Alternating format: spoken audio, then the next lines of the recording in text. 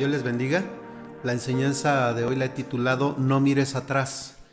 Y la cita en la que voy a tomar esta enseñanza, Génesis 19, del 15 al 26.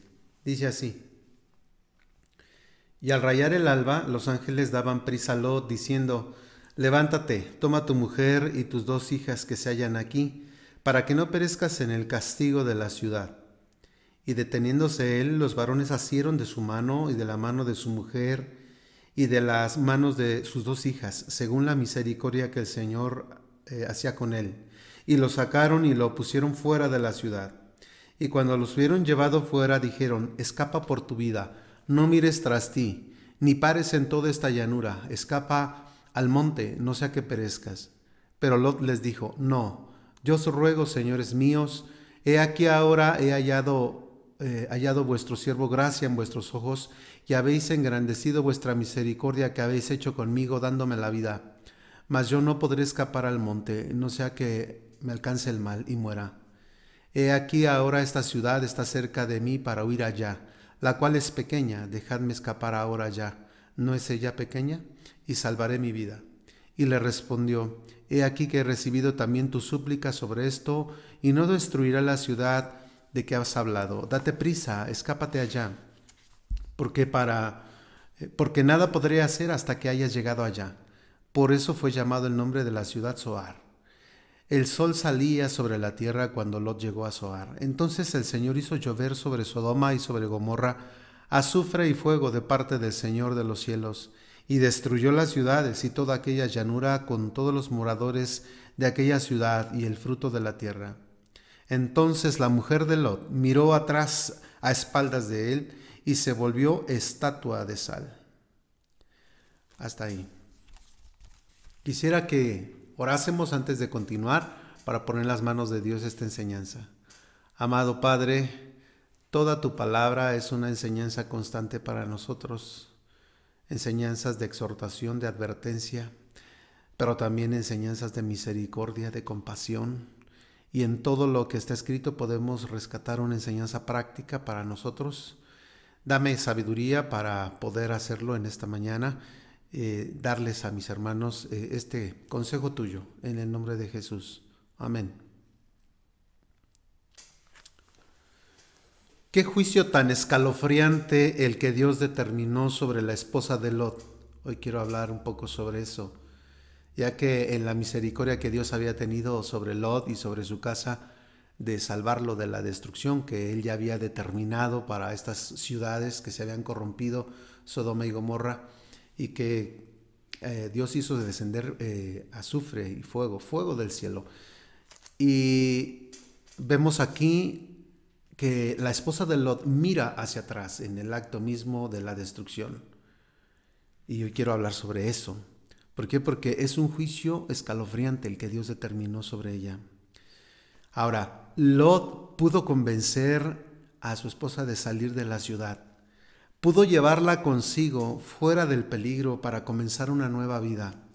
Sin embargo, por sí misma aún no estaba convencida al 100% de dejar su estilo de vida atrás, de dejar atrás su hogar, sus pertenencias, el confort en el que vivía, sus costumbres. Y ella queda convertida en una estatua de sal por esa situación. Dios determinó ese juicio para ella, obvio, para que quedase como un ejemplo para los que habrían de venir después. Una estatua de sal ahí permaneció durante muchos años, según la historia, como un centinela silencioso del sórdido egoísmo, un mudo recordatorio del inmutable carácter de Dios para cuantos hemos salido del presente siglo malo. La esposa de Lot miró hacia atrás, rechazando así la oportunidad que Dios les estaba dando de salvar sus vidas. Miró hacia atrás tal vez con cierto recelo, incluso contra Dios, porque todo su pasado iba a ser borrado. Miró hacia atrás porque no tuvo el valor de mirar hacia un nuevo presente, no tuvo la capacidad de mirar hacia el futuro, hacia una nueva vida. Se acobardó por lo que le deparaba en el futuro. Esto sucedió a la esposa de Lot.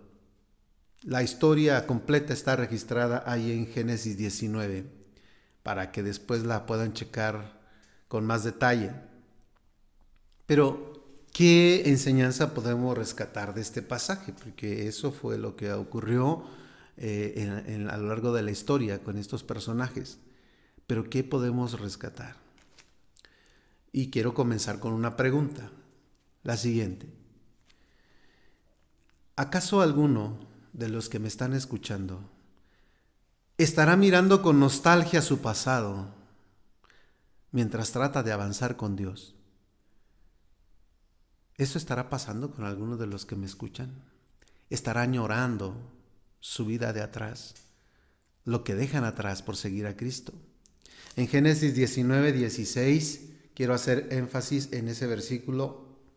Y deteniéndose él, hablando de Lot, los varones asieron de su mano, es decir, que lo tomaron de su mano, y de la mano de su mujer y de las manos de sus 2 hijas, según la misericordia que el Señor hacía para con él, y lo sacaron y lo pusieron fuera de la ciudad. Quiere decir que por sí mismos no eran capaces de avanzar más rápido. Los ángeles tuvieron que tomarlos de las manos y sacarlos. Yo me imagino que casi en peso los alaban, los jalaban. Cuánta misericordia de parte de Dios, aun cuando Lot y su familia se detuvieron. Los ángeles los tomaron de las manos en un intento por salvarles la vida. Y así es como Dios lleva a muchos en este tiempo. Los lleva de la mano. Aun cuando frenan su camino, Él incluso empuja hacia una nueva vida, tratando de salvar de la destrucción y de la condenación de nuestra alma. Y aún así, muchos insisten en frenar. Pueden avanzar físicamente, parece que no está aconteciendo nada en su caminar cristiano, pero dentro de su corazón están añorando su pasado, la vida de atrás. El Señor nos dice, como le dijo a Lot y a su familia: escapa por tu vida, no mires tras ti, ni pares en toda la llanura, escapa al monte, no sea que perezcas. Palabras de advertencia, palabras de están en peligro, necesitan salir de este lugar. Así que el pasaje que literalmente nos expresa cómo los ángeles sacaron a Lot y a su familia casi en peso. Al imaginar esa escena, vemos que los presionaban a salir, como que había cierta duda todavía en sus corazones. Según la misericordia de Dios, leímos. Y esto nos hace recordar una historia que nuestro Señor Jesucristo también contó a sus discípulos, la cual la vamos a leer hoy. En Lucas 14.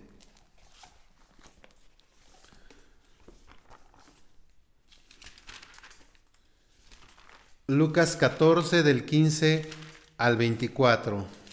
Dice así la palabra del Señor. Oyendo esto, uno de los que estaban sentados con él a la mesa le dijo: bienaventurado el que coma pan en el reino de Dios. Entonces Jesús les dijo: un hombre hizo una gran cena y convidó a muchos. Y a la hora de la cena envió a sus siervos a decir a los convidados: venid, que ya todo está preparado.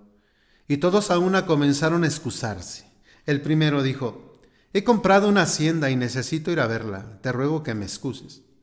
Otro dijo: he comprado 5 yuntas de bueyes y voy a probarlos, te ruego que me excuses. Y otro dijo: acabo de casarme y por lo tanto no puedo ir. Vuelto el siervo, hizo saber estas cosas a su señor. Entonces, enojado el padre de familia, dijo a sus siervos: ve pronto por las plazas y las calles de la ciudad y trae acá a los pobres, los mancos, los cojos y los ciegos. Y dijo el siervo a su señor: se ha hecho como mandaste y aún hay lugar. Dijo el Señor al siervo: ve por los caminos y por los vallados y fuérzalos a entrar, para que se llene mi casa, porque os digo que ninguno de aquellos hombres que fueron convidados gustará mi cena. La frase que quiero rescatar de esta historia que contó nuestro Señor Jesucristo a sus discípulos es esa frase que dice: fuérzalos a entrar. Yo quiero decirle algo. ¿Saben que el Señor a veces nos da empujoncitos para que escapemos de la condenación? A veces Él envía a sus ángeles para que nos tomen de las manos y nos alen hacia afuera del peligro. ¿Por qué?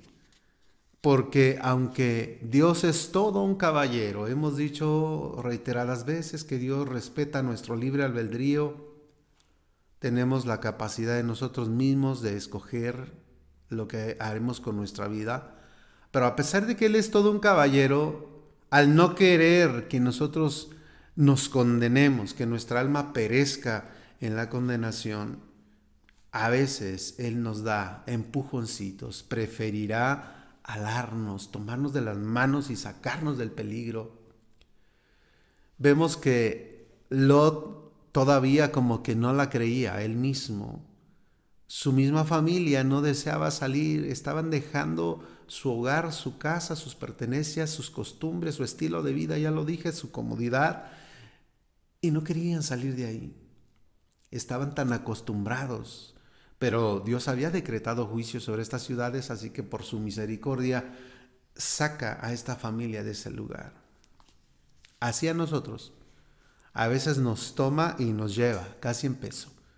Nos empuja como diciéndonos, no quiero que te pierdas, no quiero que tú perezcas, no quiero que tu alma se condene. Ahora, ¿cómo es que lo hace nuestro Señor?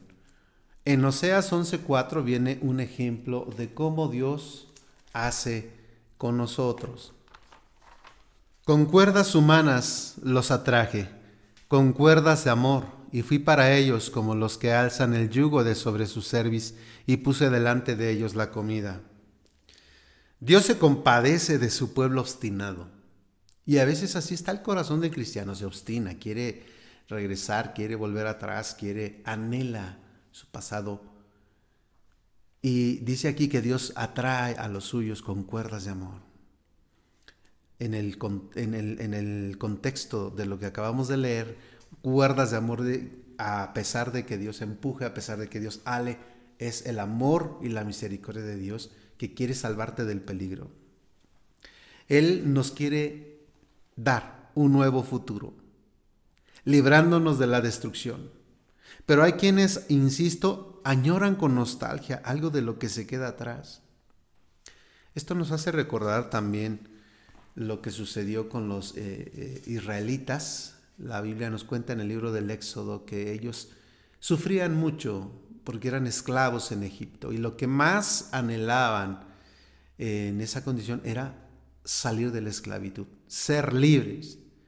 Pero Dios tiene misericordia de ellos, los saca de esa esclavitud, y cuando ya son libres se entregan a la esclavitud del pecado.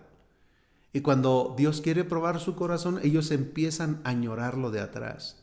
Incluso en la Biblia se lee como ellos decían, estábamos mejor en Egipto. Eso no era cierto, pero el nuevo presente que estaban viviendo y el futuro al que Dios los quería llevar, ellos no querían adaptarse a esas nuevas cosas. Dios tenía promesas maravillosas para ellos, pero ellos les costaba avanzar en ese trayecto, en ese proceso de purificación del corazón. Añoraban, dice en Éxodo, la comida, añoraban, según ellos, que tenían en abundancia, y eso no era cierto. Pero así está sucediendo con muchas personas. Se han convertido a Cristo, pero añoran, o ya están en Cristo desde hace tiempo, pero están mirando hacia atrás, están añorando lo que antes hacían. ¿Qué podrá ser aquello que la gente añora? ¿Podrá ser un lugar en la sociedad? Porque en el caso de la familia de Lot, la Biblia dice que cuando se separaron Abraham y Lot, Lot era sobrino de Abraham, cuando Abraham le da a escoger de que escoja a derecha o a izquierda, pero se tenían que necesariamente separar, y Lot dice, yo escojo las llanuras que están cerca de Sodoma. Es decir, yo quiero la parte de prosperidad, ese lugar, ahí voy a estar bien. Pero no se daba cuenta que era un lugar donde había demasiado pecado, un lugar que tarde que temprano le iba a afectar a él y a su familia. Así que se habían acomodado en la sociedad. Por eso pregunto, ¿qué podrá ser aquello que la gente añora? ¿Un lugar en la sociedad? ¿Una vida de confort, sin compromisos? ¿Un cristianismo light? ¿Costumbres? ¿Qué es lo que añora la gente? ¿Sus antiguos pecados? ¿Amistades con las cuales se acostumbraba a tener una vida disoluta? ¿Alguna relación amorosa que no era conveniente? ¿Qué es lo que te hace detenerte en el camino? Es mi pregunta que te hago a ti directamente. Porque Jesucristo te lleva hacia una nueva vida. Pero ¿por qué frenas? ¿Qué te hace detenerte? Tengamos mucho cuidado de esa situación. El corazón es engañoso, dice Jeremías 17. Engañoso es el corazón más que todas las cosas. Por eso también dice el Nuevo Testamento, el que piense estar firme, mire que no caiga. Quiere decir que tenemos que tener cuidado de nosotros mismos y de estar caminando hacia adelante, no hacia atrás, ni siquiera frenar. En Filipenses 3 vemos la actitud de San Pablo en esta carrera en la que hemos entrado, la carrera cristiana. Filipenses capítulo 3, en el versículo 13 y 14 dice: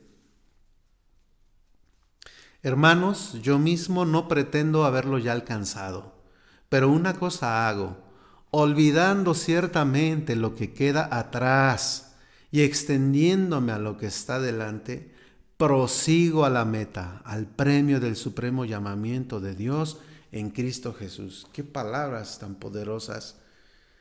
Dice San Pablo, no es que yo ya sea perfecto, no he alcanzado la plenitud y la perfección. ¿Por qué? Porque eso va a suceder solo cuando seamos libres de este cuerpo, un cuerpo que está destinado a la tumba, un cuerpo que está corrompido. El mismo San Pablo en Romanos 7:25 expresa: ¿quién me librará de este cuerpo de muerte? Es decir, es una lucha constante con nosotros mismos. Pero conscientes de ello, San Pablo dice que estaba su mirada puesta en la meta, puesta en el blanco.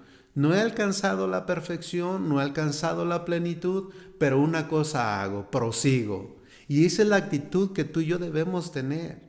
Porque mucha gente se va desalentando en el camino. Creo que no sirvo para ser cristiano, creo que tengo muchas fallas, creo que tengo muchas debilidades. Y entonces se rinden y ya no intentan seguirse perfeccionando. Pero el Espíritu Santo, insisto, te va a ir empujando a que tú salgas de este mundo de corrupción y que te rindas a nuestro Señor, que prosigas al blanco, que termines la carrera. Déjame decirte que en su misericordia, Dios tal vez te habrá dado empujoncitos o empujonzotes. O tal vez ya te los esté dando o te los va a dar. Eso hace con nosotros, pero insisto, es por amor y misericordia. El peligro de mirar hacia atrás, espiritualmente hablando, es que te puedes llegar a convertir en una estatua de sal. No de la forma literal como leímos en Génesis 19 acerca de la esposa de Lot, pero quiero explicarte en un sentido espiritual cómo es que las personas a veces se convierten en estatua de sal porque está su corazón continuamente clavado en las cosas de esta vida y no se dan oportunidad de mirar a las cosas de arriba. Convertirse en estatua de sal es lo siguiente: una vida sin influencia y sin valor alguno. Te lo voy a parafrasear. Jesucristo dijo que cada uno de nosotros, de los que hemos creído, debemos ser la sal de la tierra. Pero no la clase de sal en la que se convirtió la esposa de Lot, sino en esa sal que le da sabor a este mundo tan insípido, en el sentido moral, sobre todo. Mateo 5:13 dice de la siguiente manera, Mateo 5:13: Vosotros sois la sal de la tierra, pero si la sal se desvaneciere, ¿con qué será salada? No sirve más para nada, sino para ser echada fuera y hollada por los hombres. ¿Qué quiere decir el Señor? Qué trágico estado, sal desvanecida.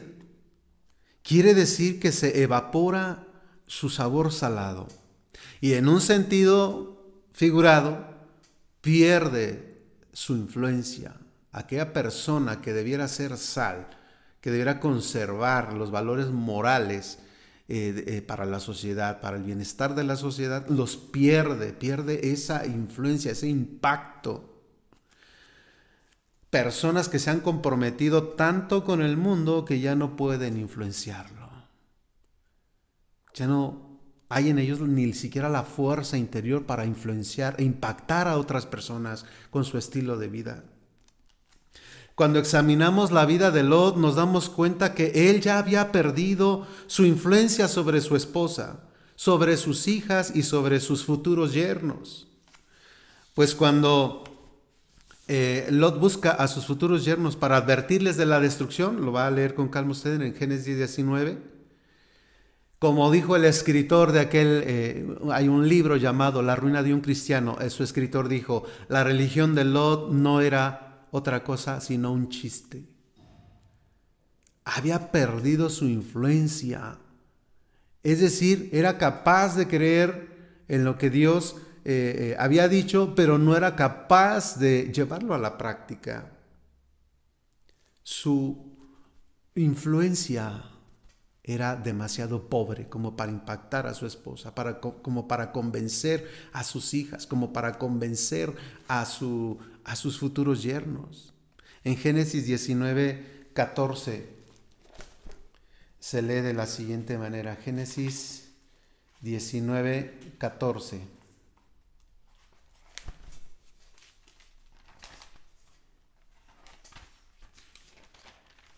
Dice así: entonces salió Lot y habló a sus yernos, los que habían de tomar a sus hijas, y les dijo: levantaos, salid de este lugar, porque el Señor va a destruir esta ciudad. Mas pareció a sus yernos como que se burlaba, como que era una broma. Y el desenlace de la historia es que los yernos murieron en la destrucción. Pero Lot, que tenía cierta responsabilidad sobre ellos en el sentido de transmitirles el conocimiento divino, no tenía la capacidad de influenciarlos. Era como un chiste para ellos. Y cuando más adelante, es decir, en los capítulos siguientes de Génesis, se escribe acerca de su alcoholismo de Lot y de la forma en que él comete incesto con sus hijas, podemos conjeturar que no era capaz de influenciar para bien ni a su propia familia. Qué trágica historia de la de Lot. No tenía la influencia necesaria. Y retomo lo que Jesús dijo en Mateo 5, vosotros sois la sal de la tierra, es decir, la sal tiene ciertas características. Es una metáfora, pero sus características es que la sal puede perdurar las cosas, puede hacer que se conserven las cosas. La sal sazona. La sal es usada en el Antiguo Testamento de muchas maneras.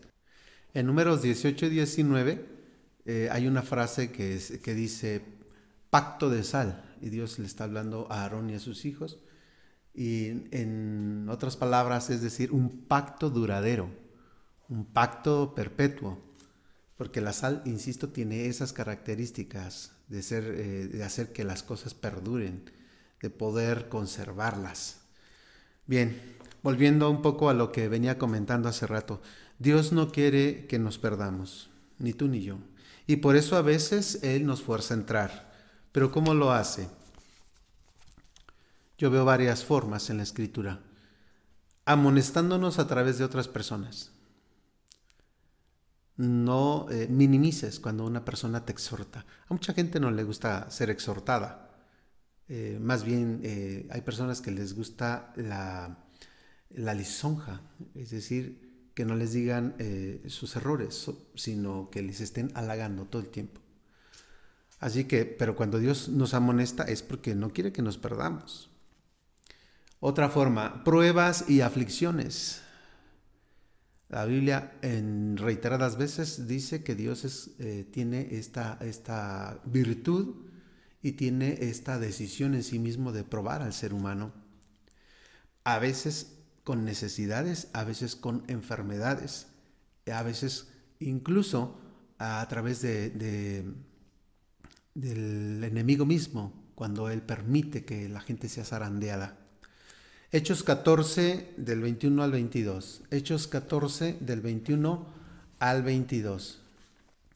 Y después de anunciar el evangelio a aquella ciudad y de hacer muchos discípulos, volvieron a Listra, a Iconio y Antioquía, confirmando los ánimos de los discípulos, exhortándoles a que permaneciesen en la fe y diciéndoles: es necesario que a través de muchas tribulaciones entremos en el reino de Dios.